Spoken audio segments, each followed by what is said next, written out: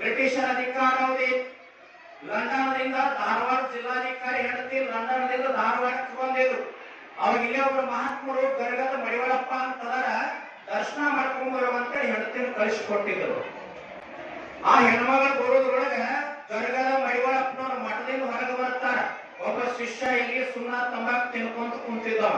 ಅವಾಗ ಗರಗದ ಮಡಿವಾಳಪ್ಪನವ್ರ ಅಂತಾರ, ಇವತ್ತು ಎಲ್ಲಿ ಸುಣ್ಣ ತಂಬಾಕ ನಾನ್ ಹಚ್ಕೊಡ್ತೀನಿ ತಿನ್ನು, ಅದ್ರ ಬಾಯಿಯೊಳಗ ರಸ ಬರ್ತದಲ್ಲ ಅದನ್ನ ಎಲ್ಲಿ ಉಗಳಂತೀನಿ, ಯಾರ ಮುಖದ ಮೇಲೆ ಉಗಳಂತೀನಿ ಅಲ್ಲಿ ಉಗಳಬೇಕು ಅಂತಂದ್ರು. ಆಯ್ತ್ರಿ ಅಪ್ಪ ಅಂತಲ್ಲ. ಅಷ್ಟೊಳಗೆ ಜಿಲ್ಲಾಧಿಕಾರಿ ಹೆಂಡತಿ ಹೆಣ್ಮಗಳು ಮಠದ ಬಾಗಿಲ ಮುಂದೆ ಬಂದು ನಿಂತಿದ್ರು.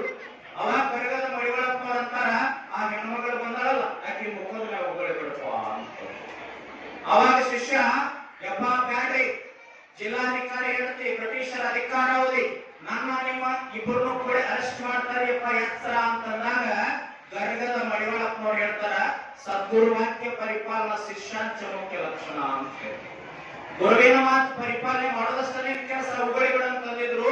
ಶಿಷ್ಯ ಉಗಳು ಬಿಟ್ಟಿದ್ದ ಧಾರವಾಡದ ಜಿಲ್ಲಾಧಿಕಾರಿ ಹೆಂಡತಿ ಗರಗದ ಮಡಿವಾಳಪ್ಪನ ಬೈಕೊಂತ ಧಾರವಾಡಕ್ಕೆ ಹೋಗಿ ತನ್ನ ಗಂಡನಿಗೆ ಹೇಳ್ತಾನ, ಗರಗದ ಮಡಿವಾಳಪ್ಪನನ್ನ ತನ್ನ ಶಿಷ್ಯನನ್ನ ಈ ಕ್ಷಣ ಅರೆಸ್ಟ್ ಮಾಡಿದ್ರೆ ನನ್ನ ದೇಶಕ್ಕೆ ನಾನು ವಾಪಸ್ ಹೋಗ್ತೀನಿ ಅಂತ ಹೇಳಿ. ಅವಾಗ ಜಿಲ್ಲಾಧಿಕಾರಿ ಸಿಟ್ಟಿನೊಳಗೆ ನೋಡ್ಲಿಲ್ಲ, ಸೂಕ್ಷ್ಮತೆಯಿಂದ ನೋಡಿದ್ದ. ಹೆಂಡತಿ ರಟ್ಟಿ ಹಿಡ್ಕೊಂಡು ಕರ್ಕೊಂಡು ಕರಡಿ ಮುಂದೆ ನಿಲ್ಲಿಸ್ತಾನ. ನೋಡು, ಅಂಗಾಲದಿಂದ ನೆತ್ತಿ ಮಠ ತೊಂದರೆ ಹೋಗಿ ಜಗತ್ತಿನ ಯಾವ ದವಾಖಾನೆ ಒಳಗೂ ವಾಸಿಯಾಗಿಲ್ಲ.